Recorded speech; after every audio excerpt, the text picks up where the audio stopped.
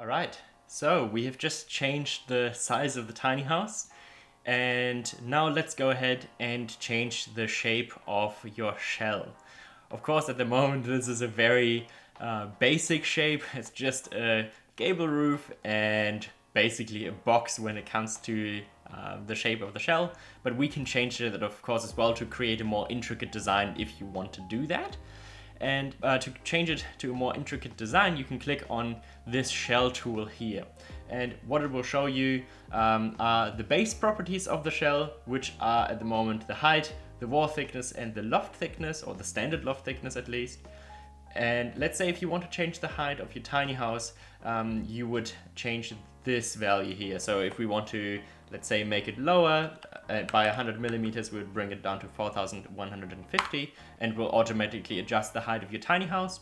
And what you'll see here, it says height max, and that's because it is the total height of the tiny house, including the trailer. And if you think about it, a tiny house always has to apply to different road regulations, and this way you can make sure that the tiny house is not too big than what the road regulations allow. And so here in New Zealand, I usually want to get my tiny house to be under 4,250 millimeters to make sure that we always have enough clearance. And now let's think about the wall thickness of the tiny house. In this case, we've preset it to 100 millimeters because you would have a 90 millimeter stud and a 10 millimeter interior lining.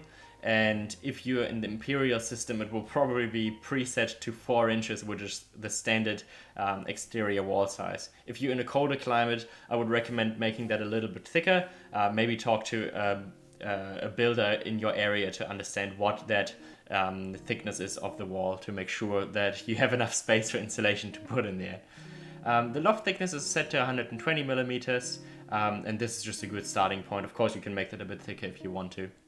So now let's think about making the tiny house a little bit more intricate. If you want to do that, I personally prefer more minimalistic designs that just have a simple shape. But if you want to maximize your interior space, you can do that by adding bump outs. And to make it easy for you to design your bump outs, we have preset different bump outs that you can add to your tiny house. And we've added all of the bump outs you can possibly think of to make it easy for you to design those. So let's say if we want to add an overhang to the front of your tiny house, you will look at the front end here and you will pick an overhang just by left clicking on it, and you will see this overhang pop up here. At the moment it's a little bit big, and we can change that of course by changing the properties of the overhang. And you will see the depth here, which is 2.5 meters. We might want to only have it stick out by 1,000 millimeters or 1 meter to bring that back down a bit to make it more manageable when it comes to the cantilever. And when it comes to the height here, we can specify this here. So let's say we want to have 1,600 millimeters under the overhang. We would insert that here, and that is usually the size of the overhang from the top area of it to the bottom of the floor. So let's say this is the overhang here. You will see there's now a little bit more interior space on the top here. From the top deck to the bottom floor here. So if we take a tape measure, you can actually activate it by pressing T on your keyboard. Otherwise, you can press this tape measure button here. You can hover over the corner here, let's say over the corner here, and then you can bring it down here and you will see, this is actually 1,720 millimeters. And that's because our loft thickness is set to 120 millimeters. So that's added on top. So this length here from the bottom to of the overhang to the bottom of the floor is 1,600 millimeters. So let's keep that in mind. And you can also have different shapes for your overhang. So I'm just going to enable my walls again so I can see what that looks like. So if you want to have, let's say, an angled bump out underneath your overhang, you can do that. Here, at the moment, we don't have any width to the front, so the walls don't really know what to do. So let's say we want to have the front width at 600 millimeters. Now it understands what to do with it. We probably even want to have it a bit wider like this. Now we have an angled bump out under the overhang. or we can also have a square bump out like this.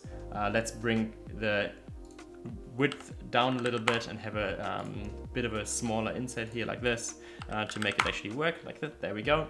Just to show you what I'm doing here, you can specify the inset of your bump out. So let's say we have the square bump out come out here. We want to have a 400mm gap from this side here to this side over here, so it's coming in by exactly 400mm. One quick tip for bump outs as well, you can also decide to connect them to the interior or leave them disconnected. So for example, if you have a storage box, you might want to disconnect it. But if you look to the inside here, you actually won't be able to look into the bump out. That's because it's not connected to the interior. But if we click on that, you can now connect the overhang and the bump out to the interior, which is quite handy. Then there are a few other options. So let's say we want to have a bottom bump out like this. This could be good for a storage shed. If we bring the height down a little bit to, let's say, 1000 and make it a little bit less deep like this, we now have a storage shed. And then you can even define your roof angle on here. At the moment it's preset to 3 degrees, and we will bring it down up to 5 degrees to make it a bit steeper. You can even have a smaller storage shed that's inset a little bit as well, or you can bring it up to, let's say, 2.5 meters. So if you want to put your shower in here, for example, you could do that like that as well. For the sake of this design, I'm just going to keep it simple and remove my overhangs again. So I'll just click on this flat option here to get rid of everything that I've just done. Just as a tip, you can do the same thing for the back as well. So if you want to add an overhang to the back, you can do that like that here. So I'm just going to disable that again and just quickly move my window back in that was just moved out like that. All right, that's how the shell works. And now you know if you want to add a bump out to your tiny house, that's how you can do that. Just to finish up what we've just done, I'm going to click save, so that way you don't lose your progress.